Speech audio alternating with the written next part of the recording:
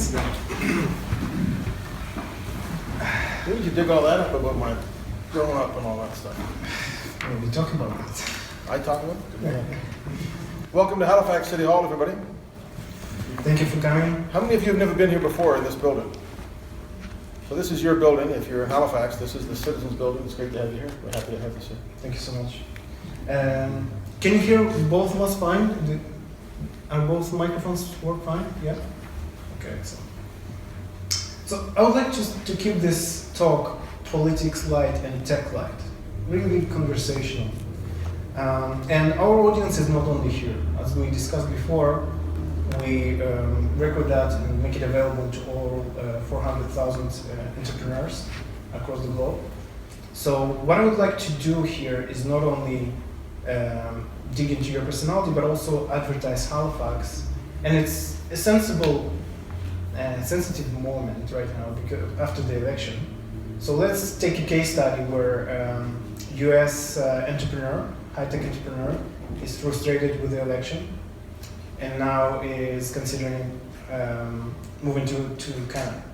Now she's looking from coast to coast, Vancouver to Halifax. Why Halifax? What's our value proposition here, and why would she decide to move here and live here? Okay, so frustrated with the U.S. election, not the Halifax election. Oh yeah. Okay. But we've started this program that we call Sell Halifax, where we take Halifax on the road. And for us, we look at those things that make us unique. All cities want certain things. We all want to be startup capitals. We all want to have young people come here. We all want talent. We all want to be innovation hubs. We all want growth. So we have universities here. A lot of places have universities. We have a great harbor. There's a lot of great harbors in the world, although ours is the second best natural deep harbor in the world. That's pretty good. But what we said was, what are those things that make Halifax a value proposition that's worth looking at? And for us, it came down to three things. And we say, come to Halifax for a little bit of TLC. Talent, location, cost. We have talent. Look in the room. We have talent here in Halifax. We have young people who come here to go to school from around the world. We want to find work for them here. We're a good location in two ways. One, in that we're a gateway into North America with our port and also our airport. But also, you can be here in a downtown that's a pretty good downtown, and 20 minutes later you can be in a canoe on a fresh lake. That's the locational aspect, and we think we're a pretty good price. You want to buy a house in Vancouver or Toronto, not easy right now, but Halifax, you can get a nice house for a lot cheaper than you can get in other places. And the office, you can look out the window and see office space for less than $20 a square foot. So talent, location, cost, we think that Halifax is a unique selling proposition, and that's it. Okay. And there's also Halifax Partnership, which plays a significant role. So maybe you could elaborate on how does it work with other levels of government and helps businesses here. Well, the Halifax Partnership has been a bit unique in the Canadian context in that it's our economic development arm, but it's got private sector investors. So companies that exist here invest in. We support it too. We put $1.6 million a year into it, but so do private sector investors. And they don't give money to companies to come here. We work with the provincial government and the Nova Scotia Business Inc., for example, and a COA at the federal level to generate economic activity for this region. But we promote those things that make Halifax unique, and we have things like the Connector program that many people in the room might know about, where we try to connect people who need talent with talent. And we have a number of other programs that we use to promote the city, and it's through the partnership that we've embarked on this Sell Halifax program. We've been to Toronto, we're going to Vancouver, we're going to be in Boston in a couple of weeks. It's also working with the partnership that I do things like the World Energy Cities Partnership that you mentioned. I just came back from Cape Town. Had great meetings in Cape Town. The year before that, our AGM was in Rio de Janeiro. And next year is going to be in the best city of all, Halifax. So a year from now, we'll be in Halifax. So a lot of that's done through the partnership, who's I think is a very effective marketing and economic development arm for our city. Interesting. And it's interesting that you have mentioned all three cities because in all of them we have strong chapters of Startup. Good. And how Halifax changed during you being a mayor and in general? And maybe what steps would you like to take to make it more friendly to high tech in the future? So, 5 years ago when I was thinking of running for mayor the first time, Halifax's growth rate was not strong. So the overall growth rate of the city we were 12th out of 13 major census metropolitan areas. The 13 major cities in the country, we were 12th in terms of growth. And that's a problem. Cities that don't grow don't prosper. Last year we were 3rd in Canada. This year we're 2nd behind only Vancouver in terms of growth. That's a positive thing. We're also becoming more diverse as a city and more inclusive and more international. And you know, the world being as mobile as it is, you know, you have to get out there with your message, but you also have to be really understanding of the need to bring people in from anywhere in the world who have good ideas and a bit of energy.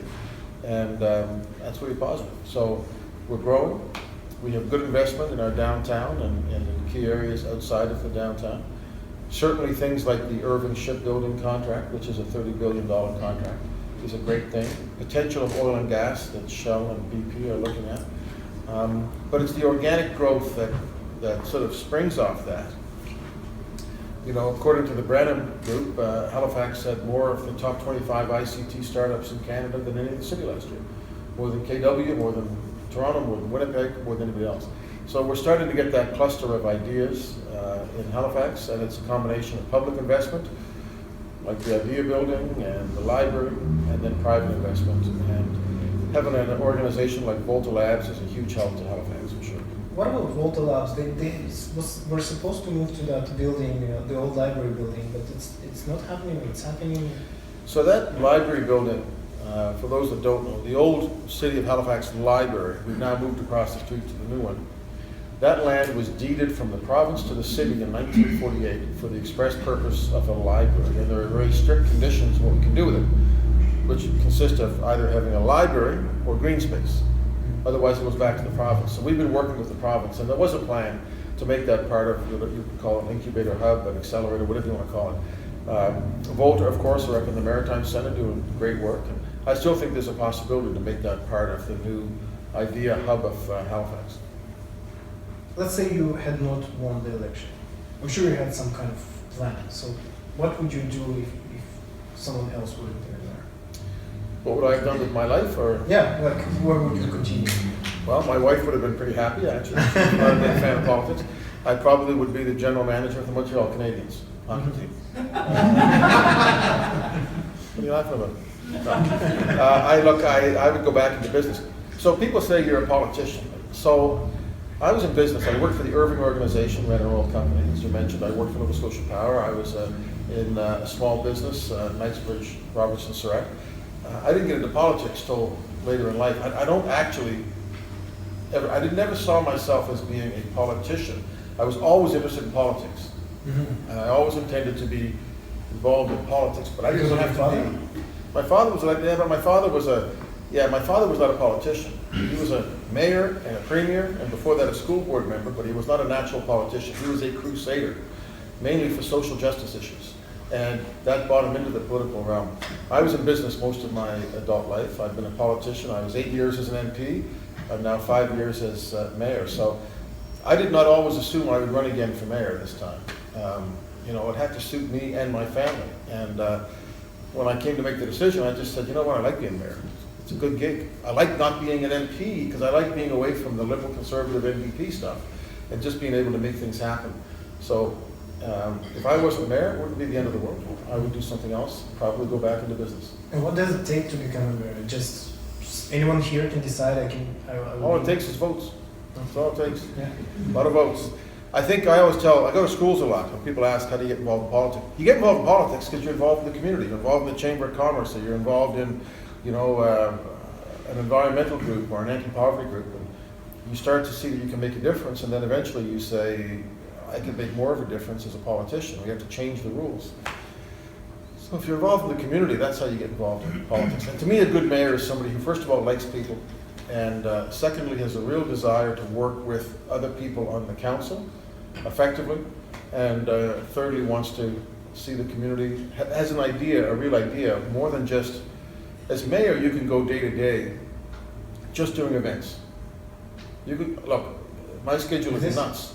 You can just do events, but what you want to do is make a difference. And you know, for me, that's on things like economic development, social inclusion, you know, diversity, talent, attraction, and retention, the big issues.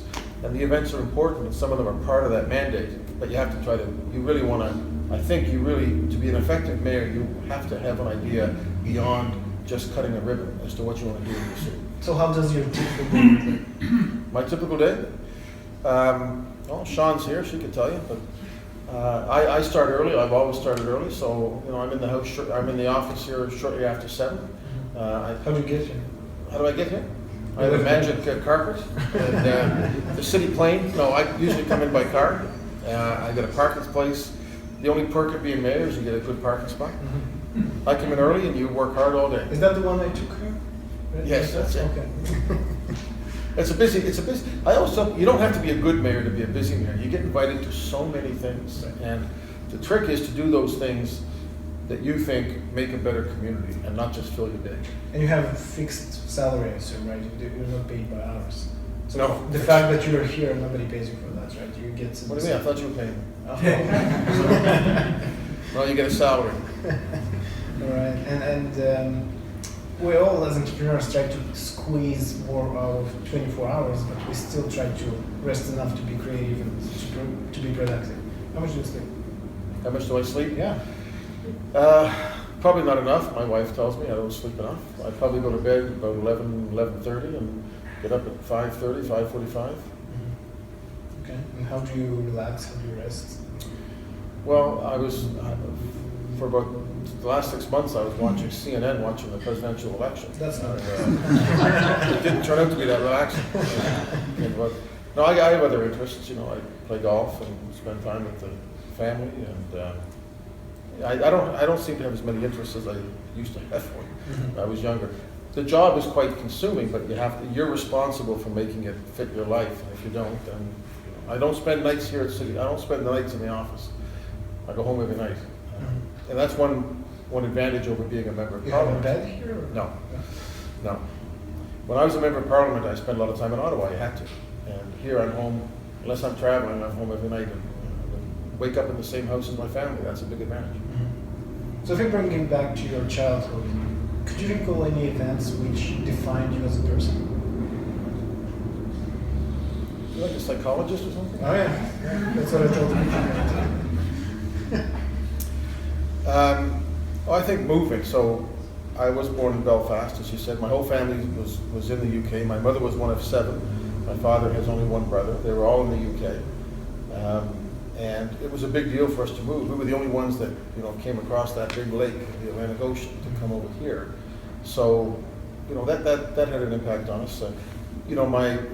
Obviously my parents. My father was a medical doctor, but he was always interested in improving the condition of people's lives, especially those who had difficulty. So when he came to Canada, he started looking at the African Nova Scotian community, young people that had drug and alcohol addictions, and things like that, and he spent a lot of time. So we were always impacted by the activities of both of my parents, my father in a more public way, my mother in a more private way.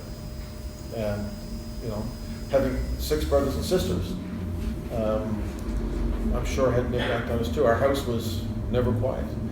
And quite often we had more than just our own brothers and sisters. If somebody had a friend that was in trouble, they came and they slept on the living room floor. And that was just the nature of the house that we had growing up.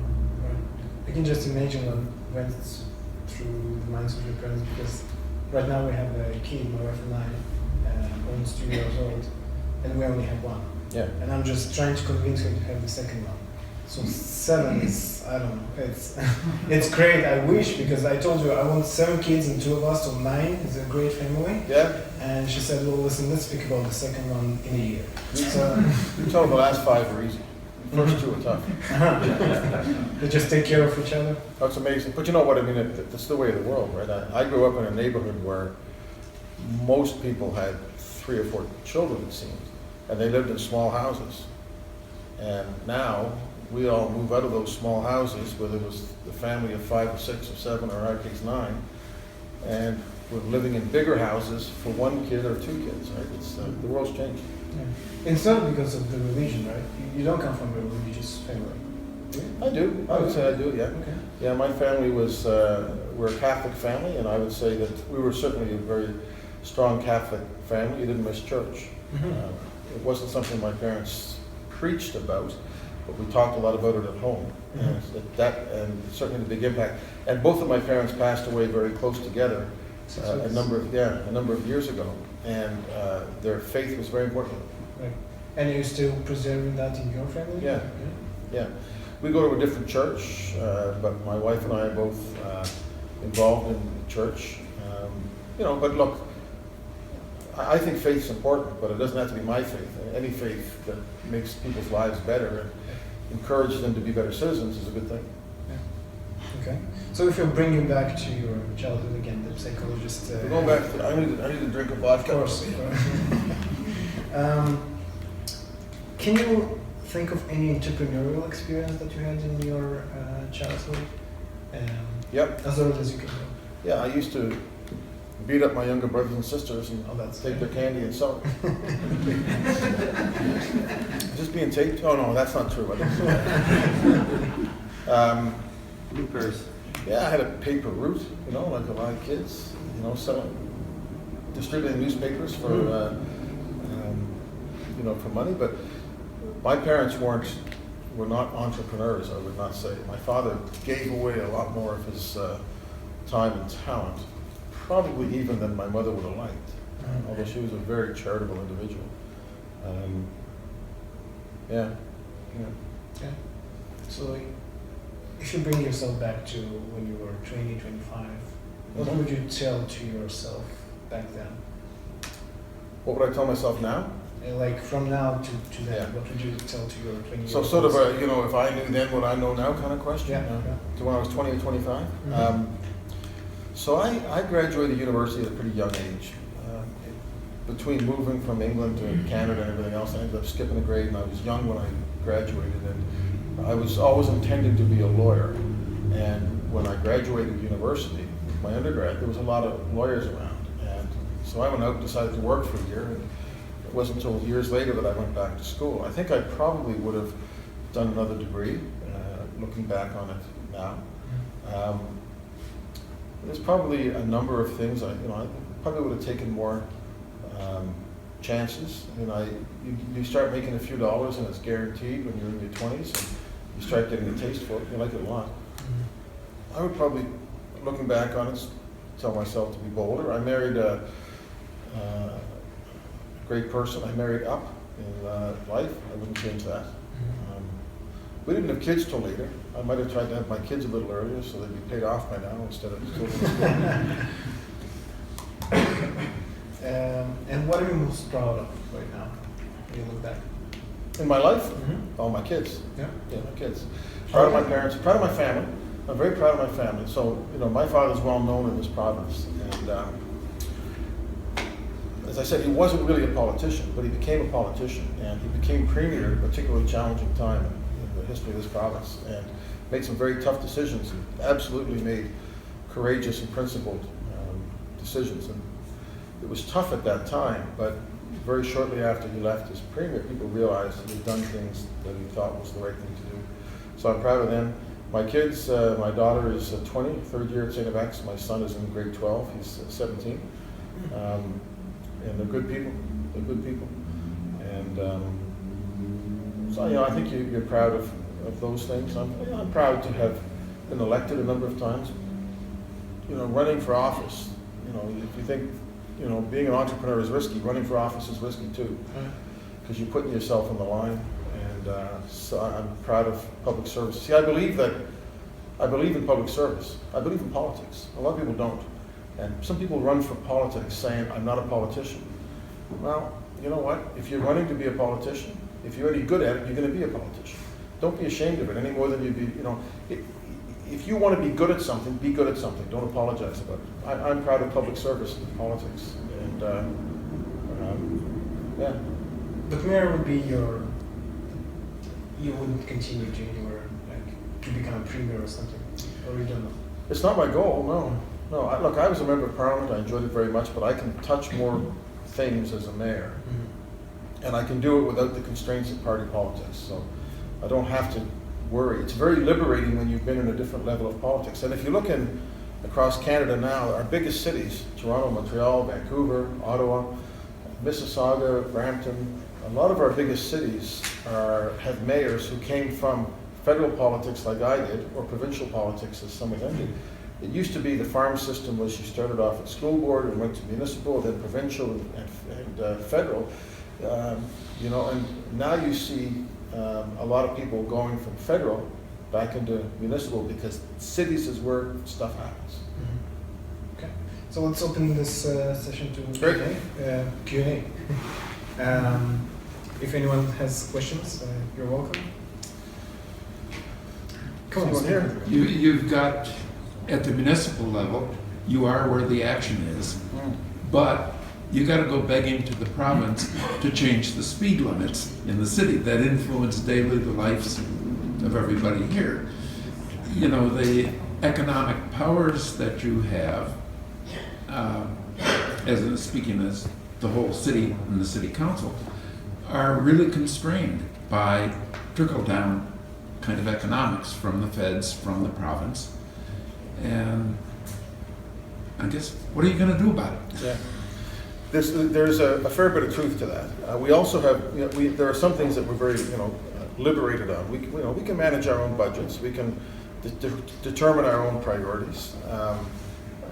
Identify those things that we think the community needs. We are, from a legislative point of view, still a creature of the provincial government. But that's changing. I belong to a group called the Big City Mayors Caucus in Canada, top 20 cities in Canada. And when I was first elected, I spent, 4 years under the previous federal government. We only met with one cabinet minister. The first meeting we had after the last federal election, we met with 6 cabinet ministers and the prime minister. So cities, people are recognizing that cities are making a difference. And I think if you look, there's some very cool things happening right now.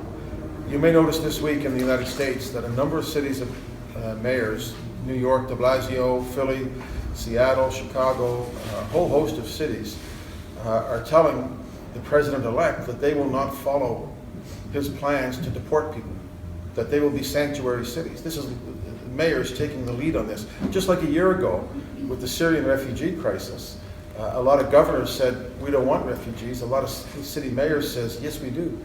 In the United States, it's immigrants who built this country, and we're going to continue. So I think there is a part of this that is iterative, that has to change, and we're constantly looking for adjustments to the powers that we have as a municipality. For example, we passed a motion at our council to allow permanent residents to vote in municipal elections. We need the province to allow us to do that. They haven't done that yet. So there are things where we can't do it. But the nature's changing, and people are recognizing that cities are more important, and it'll happen here as well. Okay. And how do you make a choice between the politically expedient and easier option, or something that you really want to promote and it's more difficult and less popular? Right. Well, it depends when the next election is for some people. I think that's always the case. So, and that's at any level of government. You're always balancing those things. And you know what? I always tell our city councillors that it's our job to put people in the equation. So some of those things which are politically popular also happen coincidentally to be right. But there are occasions where you have to make decisions that are difficult and you think are in the best interest of the people. And we live in a democracy. It's like I told people last week, I don't like the fact that Donald Trump is the president-elect of the United States, but you can't pick and choose which elections you follow. It's the same thing with making decisions. You'll never know completely whether it's politically expedient or whether it's not. One thing that is liberating as a mayor is I don't have to follow party policy because there is no party. And you can make your own decisions. And you have to make your own decisions on every issue. And I think by and large, with good discussion, with open discussion, with a transparent process, good decisions get made. Wonderful. Mayor Savage, thanks so much.